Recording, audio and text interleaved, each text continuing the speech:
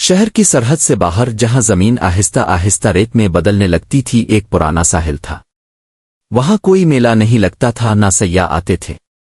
बस लहरें थी, हुआ थी और एक टूटी हुई कुश्ती जो बरसों से उल्टी पड़ी थी। लोग कहते थे वो कुश्ती कभी किसी दरवेश की थी जो एक दिन समंदर में उतरा और वापस न आया। इसी शहर में सलीम नाम का एक नौजवान रहता था।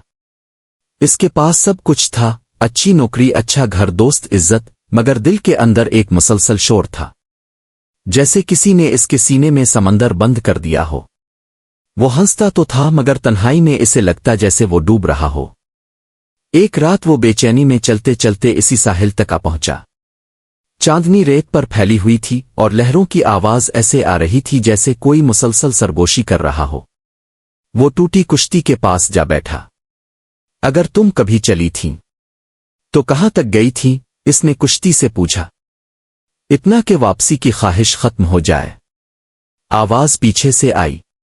सलीम ने चौंक कर देखा। एक बूढ़ा शख्स रेत पर बैठा था, सादा कपड़े, सफेद दाढ़ी, आंखों में अजब सी गहराई। अब कौन है? जो कभी डूबा था और फिर तैरना सीख गया। सलीम ने तंजिया मुस्कुराहट से कहा, मैं डूब नहीं रहा, बस थका हुआ हूं। बूढ़े ने समंदर की तरफ देखा। जो डूब रहा होता है वो अक्सर यही कहता है। हुआ तेज हो गई। सलीम के अंदर का शोर बढ़ने लगा। मैंने सब कुछ हासिल किया है, फिर भी खाली क्यों हूं? बूढ़े ने मुट्ठी भर रेत उठाई। ये रेत देख रहे हो? अगर मैं इसे मुट्ठी में मजबूती से पकड़ूं तो क्या होगा? गिर जाएगी।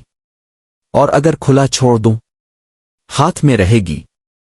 बूढ़े ने मुस्कुरा कर कहा, तुमने जिंदगी को मुट्ठी में जकड़ रखा है, इसीलिए वो फिसल रही है।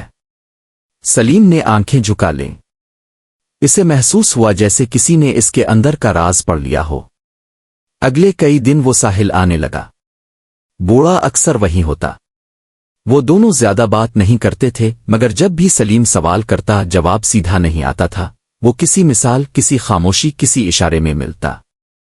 एक दिन सलीम ने पूछा, मुझे सुकून चाहिए, क्या मैं समंदर पार जाकर पा सकता हूं? बूढ़े ने उल्टी कुश्ती की तरफ इशारा किया।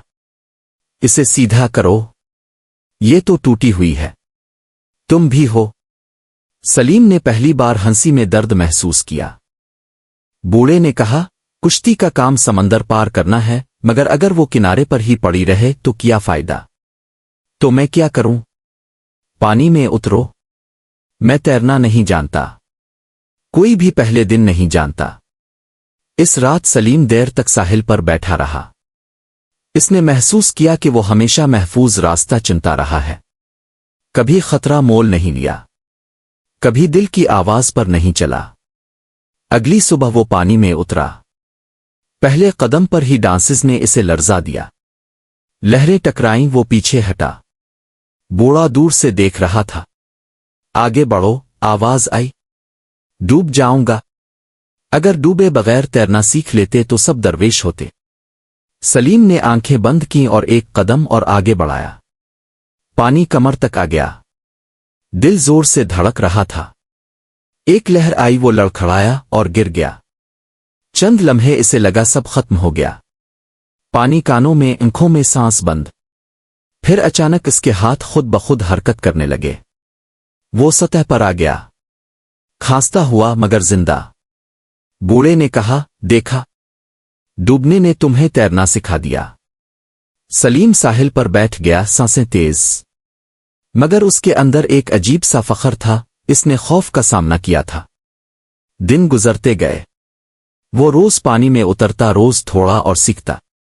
खौफ कम होता गया। एक दिन वो काफी दूर तक तीर गया। वापस आया तो बूढ़ा गायब था। साहिल पर सिर्फ वो टूटी कुश्ती थी, मगर अब सीधी खड़ी थी। कुश्ती के अंदर एक लकड़ी पर कंदा अल्फाज थे। समंदर पार कोई और दुनिया नहीं। असल सफर अपने खौफ के इस पार है। सलीम देर तक खड़ा रहा। इसे समझ आ गया कि बूढ़ा कभी साहिल का हिस्सा था, शायद इसकी अपनी रूह का हिस्सा। वो शहर लूटा, नौकरी वही, लोग वही, हालात वही, मगर अब जब मुश्किल आती वो घबराता नहीं था। वो जानता था कि हर लहर गिराने के लिए नहीं आती, कुछ तैरना सिखाने आती है। ایک دن اس کے دوست نے پوچھا، تم بدل گئے ہو، راز کیا ہے؟ سلیم نے مسکرا کر کہا، میں سمندر کے اس پار گیا تھا۔ کیا ملا وہاں؟ خود سے ملاقات۔ سالوں بعد لوگ کہتے تھے کہ اس ساحل پر ایک کشتی سیدھی کھڑی ہے۔ کبھی کبھی کوئی نوجوان آتا ہے، اسے دیکھتا ہے اور پانی میں اتر جاتا ہے۔ کہتے ہیں ہر انسان کے اندر ایک سمندر ہے۔ کچھ لوگ کنارے پر بیٹھ کر شکایت کرتے ہیں، کچھ لوگ لہروں کو گنتے رہتے ہیں، اور کچھ ڈوبنے کا خطرہ مول لے کر تیرنا سیکھ لیتے ہیں۔ سبق: سکون کنارے پر نہیں ملتا، وہ تب ملتا ہے جب انسان اپنے خوف کے پانی میں اتر جائے۔ ڈوبنے کا خوف ہی سب سے بڑی قید ہے، اور جو اس قید کو توڑ دے وہی سمندر کے اس پار پہنچتا ہے۔